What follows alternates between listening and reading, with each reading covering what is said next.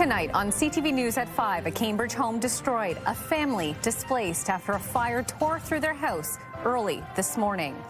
Plus, Cambridge City Hall Council chambers are set to reopen to the public after a police investigation over a disruptive member of the public.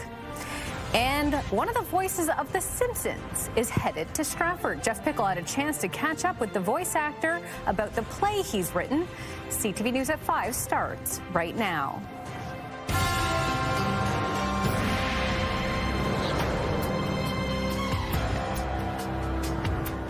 Good afternoon. Thank you for joining us. First at 5, a family of 4 have lost their home after a devastating fire in Cambridge early this morning. CTV's Alexandra Hollick has more. What's left of a garage door sits smoldering in a pile of rubble.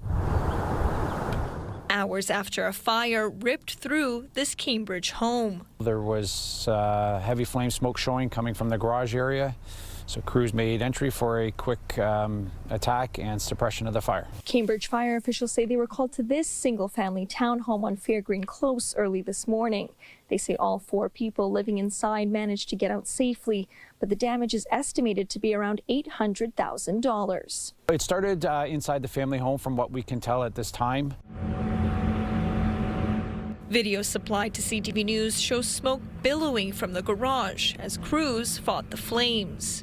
I was inside playing games and I heard a commotion go on. Jordan Snow lives a couple doors down. While he says he didn't see the fire, he jumped into action to help. We hustled in a couple of kids that were part of the family. It was more or less just make sure these guys are okay and comfortable and not really thinking about what was going on outside. The cause of the fire is under investigation, but it isn't suspicious. All the individuals from the area were assessed and there was no no individuals were transported to the hospital. Fire officials are expected to wrap up their investigation soon before turning the scene over to the insurance companies. In the meantime, neighbors are collecting donations to support the family. Alexandra Hollick, CTV News, Cambridge. Now to some more news from Cambridge. City Hall is open again today, and the public will be allowed to attend tonight's council meeting in person. This as the city eases security restrictions that were in place over the last few weeks. Let's bring in CTV's Tony Grace for a closer look at this and some of the other news we're following this hour. Good afternoon, Tony. Good afternoon, Ashley, and thank you. The city reiterated today that those restrictions were put in place because of persistent disruptive behavior by someone. Officials say that included threats, inappropriate conduct on city property, aggressively pursuing contact with staff, and gaining access to restricted areas of city buildings more than once. Since September 22nd, access to City Hall has been restricted, and the public could only attend council meetings virtually. The doors are open again tonight, but some residents are still raising concerns. We understand that there could be issues and safety issues, but almost a month, and this would have been the second city council meeting that was totally shut down. It's not right. And some citizens who are concerned about all this are holding a rally outside of City Hall ahead of tonight's meeting. CTV's Krista Simpson will have more at 6. Also in Cambridge, the city's integrity commissioner is recommending Councillor Adam Cooper be reprimanded and lose 10 days' pay for a Facebook post that was deemed demeaning. The post made in January showed an image of a person yelling, "He took my pronouns, I have to live in reality now." That led to some backlash, including from Grand River Pride, who called it hurtful. From what I understand, the Integrity Commissioner will read out the report to Council and then including the recommendations of next steps, but then Council decides if they implement those next steps and to what extent. So we will see what Council chooses, and we really, really hope that Council will choose to keep that code of conduct as a priority for how they handle themselves with the community. At 6, CTV's Heather Centerin will be live at Cambridge City Hall with the latest. We'll see you for those stories and more at 6. Ashley, back over to you. Okay, Tony, thank you for that. And of course, we're just coming off of a beautiful long weekend. Alexander Pinto, are we going to see some more sunshine? Because it felt, you know, like very, very warm fall, I would call it. It didn't feel cool at all this weekend. It was lovely. Especially yesterday. Maybe you had a chance to head out to the Oktoberfest Thanksgiving Day Parade. That sun was shining. Pretty nice conditions. Some of you would have definitely seen a little bit of that active weather. I know where we were, a little bit of cloud cover, a bit of rain. But for us today, to your point, feeling like a very warm fall day. Really beautiful out there with that sunshine. When we look at our satellite and radar map, we're not seeing too much activity out there. That sun is still shining, just a few clouds out there right now for much of southern and southwestern Ontario. Temperature-wise, 19 degrees is what we're sitting at. So we're supposed to hit a high of 20 here in Kitchener-Waterloo, for example. We had not hit that yet, so we're going to see within the next hour if it does or so. Slightly cooler if you are in Goderich, 15 right now, and a little bit further south we are a little bit warm, so feeling again closer to that 20-degree mark, but the 20 definitely is not sticking around all week. We can see a little bit of a cool down, especially getting into your overnight lows, so we're going to take a look at that a little bit later. And when we look live outside from downtown Galt, we can see that flag over there, a little bit of breeze in the air, but to your point, pretty comfortable conditions. Let's say for a Monday. It looks good to me, but Alex. it's a Tuesday.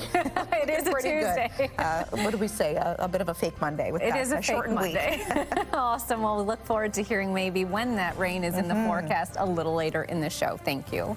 All right, as we head into our first break, here's what you need to know. Get crafty and creative at tomorrow night's Starry Night Plate Paint Night, in the Festival City. Check out nights on Clary on Front Street from 6:30 to 9:30 p.m. This 3-hour class is $40, and it is perfect for the Van Gogh lovers. It's an adult-only event. Stay with us.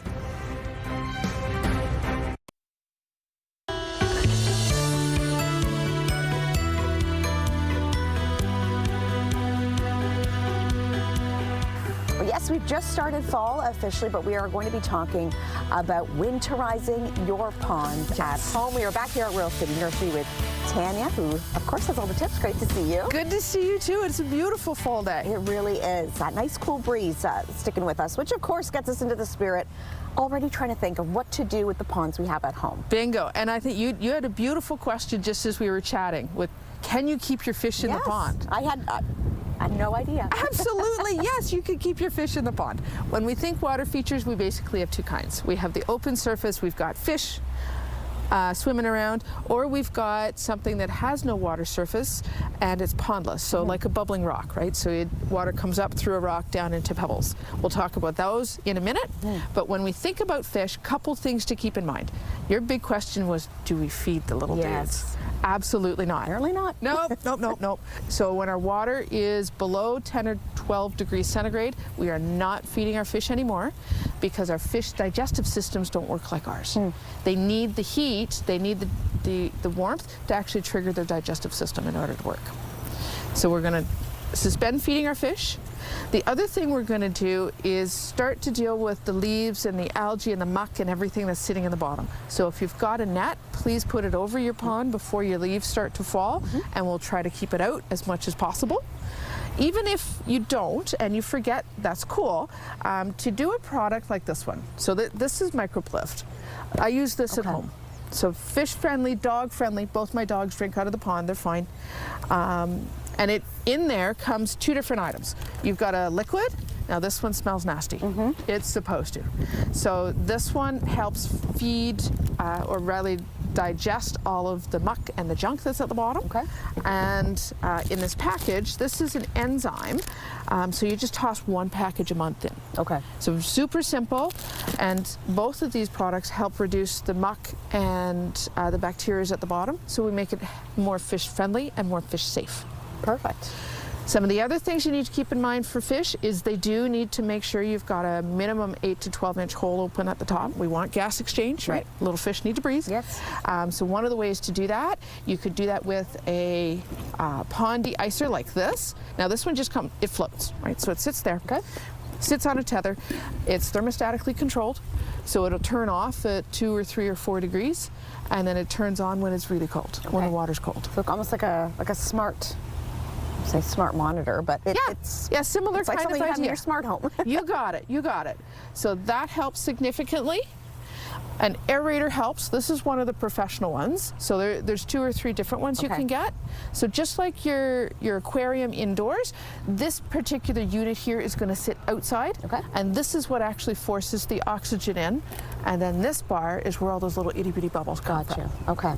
Again, we want to make sure oxygen is getting in and out of the pond, and that reduces carbon dioxide and carbon monoxide buildup. So it's way easier for your fish. Right. Now, if you have fish or if you have pondless, right, so even if it's bubbling rock, the rest of this is for you. So you fish people are going to do the same thing. Not as intense. Not as intense, no. If you have a filter, a sponge filter, make sure you take it out, and before you store it for the winter, this needs to be clean. Otherwise, it's going to just get gross and you're going to toss it in the spring. Right. And for your pump, you have 2 options. Now, this is just a small sample. Right. So typically on a pump, water comes in the side, and you would have a hose attached here. So whether that goes up to your waterfall or to your rock, doesn't matter. If it's a bubbling rock, you can keep this running 24/7. Okay. So simple. Once you do it maybe once, if it's your first time, it just becomes a bit of a habit. It does, and give us a call. We do maintenance on this kind of stuff all the time, so we can help. And don't feed the fish. Nope, no fishing. Big takeaway. Tanya, appreciate all the tips. As always, great to see you. Thank you so much. We'll see you soon. And here's what you need to know. Check out a special evening of poetry at the Waterloo Public Library's Open Mic Night. It's taking place tonight from 6:30 to 8:15.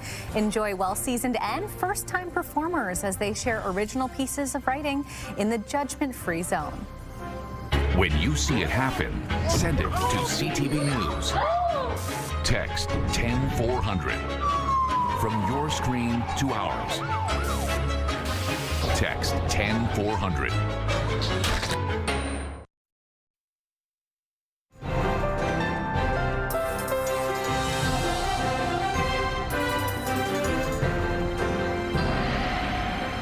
All right, now you mentioned it a little early in the show, Alex, but it was just a perfect parade day morning. The sun was out shining first thing yesterday morning. The sun's out again today. It has been a very nice start to autumn, I would say. Yeah, very nice start overall. We've definitely, especially when we officially welcomed fall a couple weeks back, it's definitely been above seasonal. So we're kind of feeling like maybe a few more summer days are just stretching through. But we've also had a mixture of cooler days that I think are a bit of a shock to the system. Yes, but in saying so, sun and cool, I'll take. I'm Rain with you. and cool, you know. Yeah, not so much. It's not really my cup of tea. I know rain's okay, but when it starts to get cold, it's a little hard on the system. Yeah, when the sun is out, it makes it more manageable, or maybe we need a light shacket or jacket or yes, love it. Sweater. It's one of the best times. As we take a look from South Kitchener, just outside of our studio here, we can see some of the cloud cover sticking around, but that sun also shining behind there. Some beautiful blue sky out there as well. And for us today, quite warm. We are above seasonal. Expected to hit a high of 20, but we have not hit that at this point yet. 19 degrees is what we've hit in terms of daytime high so far, so we're going to have to keep an eye to see if maybe that happens in the next hour or so. But looking at our future cast, mainly clear conditions getting into the rest of your Tuesday evening. A little bit later, this is when we could see a little bit more cloud cover start to build up, getting into the overnight to your Wednesday. And then once that does pass, more sunshine in store. All of this before we could see a chance for a little bit of wet weather. That is not expected until a little bit later in the week, which is pretty nice. So yes, 19 degrees is what we are still sitting at here in Kitchener-Waterloo. Some other areas, Toronto, London, even Ridgetown sitting close to that 20-degree mark. It is 20 right now in Hamilton and Peterborough. So we are, again, above seasonal for this time of year. Overnight, though, 5 degrees, which is pretty much where we should be or close to for this time of year. Clear conditions, but we could see a little bit of that increasing cloud getting into the overnight. But again, that is expected to clear by the morning. 13 degrees expected daytime high in that UV index. We are once again sitting at a 4. We've been pretty much sitting at a 4 all of last week, even part of the week before as well, which is considered moderate. So in terms of daytime high, like we said, above seasonal for this time of year. Normal is about 13 degrees or so, but still on this day, this day in 1930, 25.6. That was our daytime record high. So definitely not getting that warm today. And then minus 5.4 is what we saw back on this day in 1993. And those days getting shorter and shorter. Just after 7:30 is when we're noticing that sunrise. So it is still quite dark. Maybe a little bit tricky to wake up. I know for myself, I don't know if it was the Thanksgiving turkey or all the food and carbs we were eating, but it was a little bit of a tricky one this morning. Sun setting 6:41 p.m. now. We are officially seeing. So for the next few days, so getting into tomorrow, again, clearing conditions from the cloud cover. We're expected to see overnight just a high of 13 degrees, but pretty close to seasonal for this time of year. Dipping down, though, we're going to get back into some cooler overnight lows. So 0 degrees for your Wednesday, 1 for your Thursday. Something to keep in mind if you do have some plants outside, especially tropicals that you want to definitely bring in. But some sunshine expected when we look ahead to your Thursday.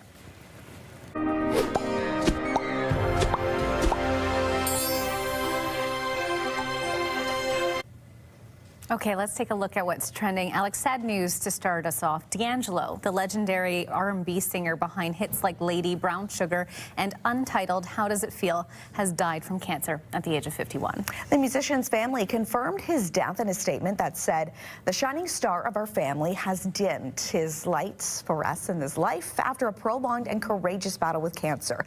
We are heartbroken to announce that Michael D'Angelo Archer, known to his fans around the world as D'Angelo, has been called home, departing this life today of the 14th of October 2025.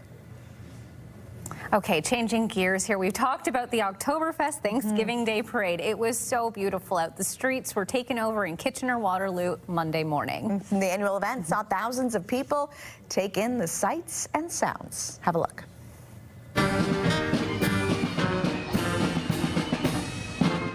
Mom's brought us out since, we were kids, just longer than I can remember. So what are you guys most excited for? The ginormous floats. Oh, yeah.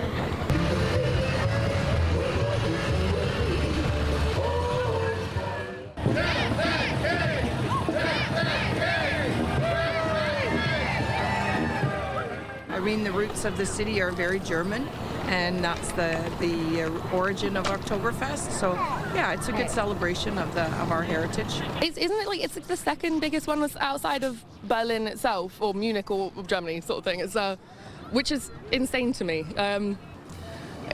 Coming from Europe and seeing such a big Oktoberfest like presence and things like that, and then coming over here and seeing the same sort of presence is wild.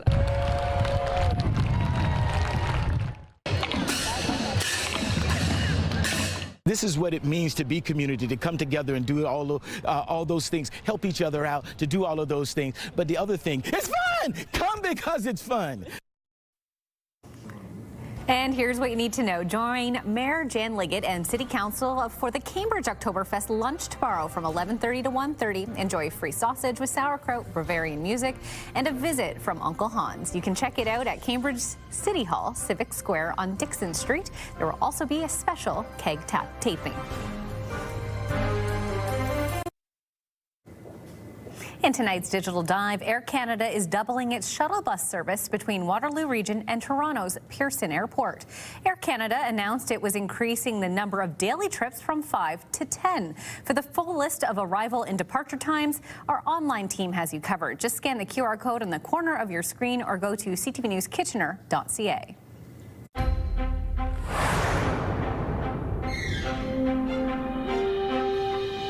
Okay, looking at our final 5 stories we're following today. Canada Post mail delivery resumes today in some parts of the country, with workers returning to the job as the union shifts from a nationwide strike to rotating walkouts. The strike began September 25th, the second in less than a year after the federal government announced plans to restructure Canada Post, which is on track to lose $1.5 billion this year.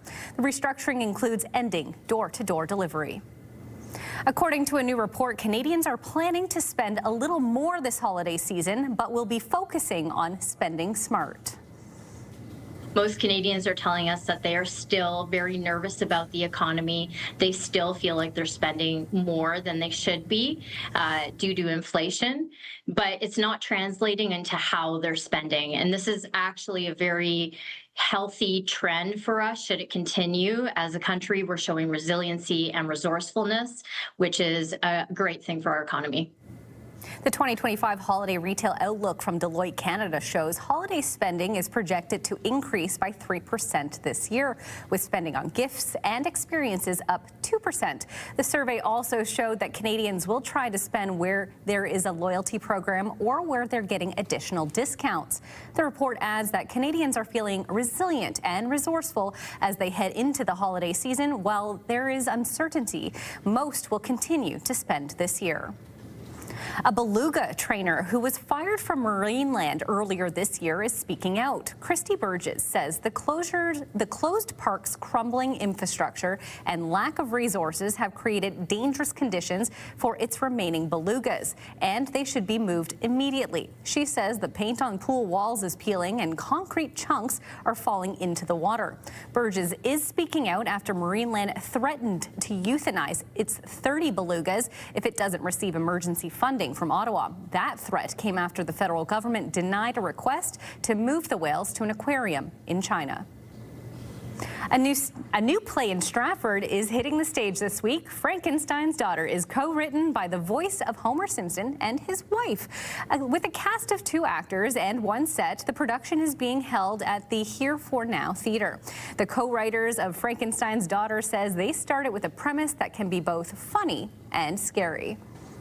I thought, well, I don't ever think I ever heard of Frankenstein's Daughter or The Daughter of Frankenstein. So I thought, that's a good title for a play. And I said, well, why don't I take this cabin, because it does have kind of scary connotations, and see what comes out of it.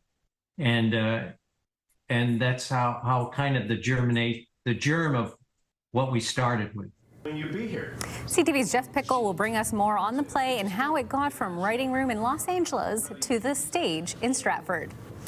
And finally for us tonight, the Toronto Blue Jays are looking to bounce back after losing to Seattle last night. It was a tough night for the Jays, losing 10-3, their second straight loss at home. Always going to have optimism about this team. I think just looking at it as a whole, we got to figure out ways to generate some more offense, and give the guys a ton of credit for coming back, down 3, you tie it. They just made more swings than us the last 2 games, kind of what it comes down to. So we got to figure out a way to limit damage, 1, and 2, generate more offense. Game 3 of the Best of 7 series is tomorrow night in Seattle, and I know our newsroom is rooting for the boys in blue to bring home at least a win tomorrow night. Well, that is our time. Thanks for watching. We'll have more local news coverage at 6 with Tony Grace, but first, here's CTV National News.